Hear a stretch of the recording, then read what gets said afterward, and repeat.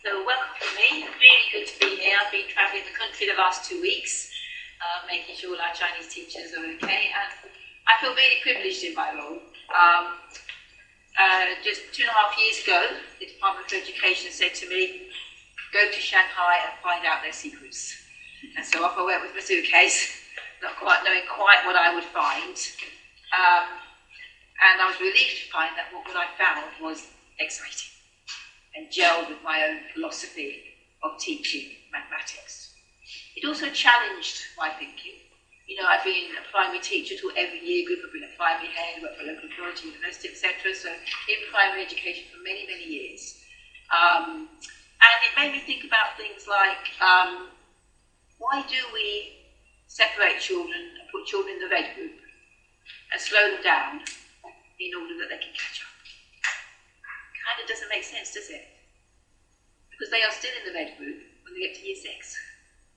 Maybe it's somebody else's school by then, but they're still in the red group.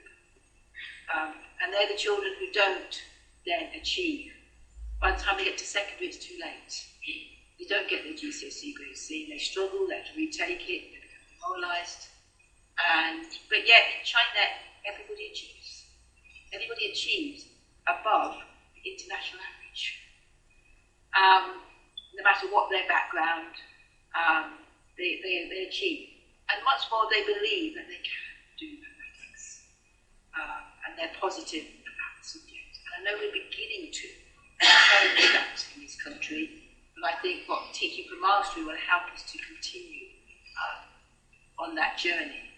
So it is challenging. There are challenges to perceive good practice, but I've got hundreds of schools now across the country who are doing it and who are showing signs of success, both in achievement and also in the attitude of pupils who really enjoy mathematics. Adrian asked me to do what is still catch to talk about these 5 big ideas. I will very quickly. With the mastery specialists, I spent a whole year discussing it in about 2 or 3 minutes.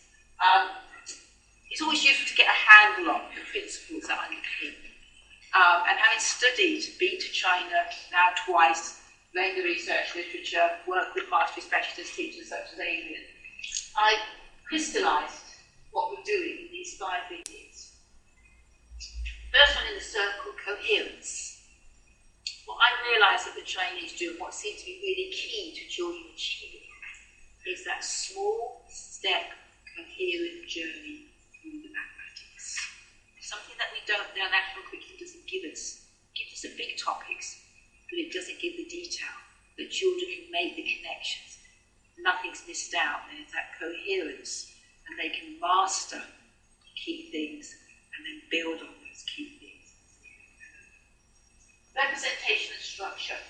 How we present mathematics to children either enables them access or denies them access. And so, what I also saw in the Chinese books was those very structured images. Yeah, I can get hold of this, I can see this is making sense to me. So, representations, whether they be physical, manipulative, whether they be visual, mental images, they are really important in terms of access to mathematics. Because at the end of the day, we want children to conceptually understand. We're working towards understanding concepts. Mathematical thinking, they need to reason with the mathematics they're doing. The Chinese use a term called, I'm going to say it in English, but they'll correct me probably later. I can't quite get the Chinese pronunciation, but in English it reads as pudian or something, I think they say. And the metaphor is that the teacher provides the stepping stones in order to reach the fruit. Small steps are easy to take big steps. And so with a great emphasis on teachers providing those stones in order to reach. But the key thing about those stones is that the teacher doesn't take the steps. The children take the steps. They reason about the mathematics, and it's their reasoning that connects and enables them to take the steps. Variation. awful lot of variation. They say it's the key to why Chinese children are so successful. I can't really do it justice in a few seconds. Just to say that variation, although it has the word vary in it, it's not varying. Often it's keeping things the same, but changing one little thing so children make connections to it. It's exemplified in exercises. We're calling those intelligent practice, whereby children, when we give practice very often, traditionally, we give 20 questions and we try to make them as diverse as possible. One with a big number, one with a small number, one with this. But they don't. They keep things the same, so they connect one step, one calculation, one exercise to the next. So there's thinking about conceptual connections as well as practicing developing fluency. And my last slide is fluency. Children do need to know. I don't think we've ever said as primary school teachers that children don't need to know the number bonds, they don't need to know the tables. I think we're pretty well signed up to that. But I wonder, have we put sufficient emphasis on it that everybody does? Everybody knows them fluently. I know when we were recently in Shanghai, something that struck the teachers who were with me was how fluent the children were. Daniel Willingham, a famous cognitive scientist, says children need to know these facts to automaticity in order, not because they're the most important thing, but in order that they can focus on concepts. Otherwise, if they haven't got them, they're called cognitive overload.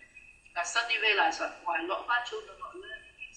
It's too much. When there's too much, it doesn't mean that you can only learn one of those things. It means you can't learn any of those things. So there are cognitive overload because there's too many things, and cognitive overload because they haven't mastered the previous bit of learning in order to sufficiently. So I'm going to stop there. Very quick potted version to that diagram that you've got.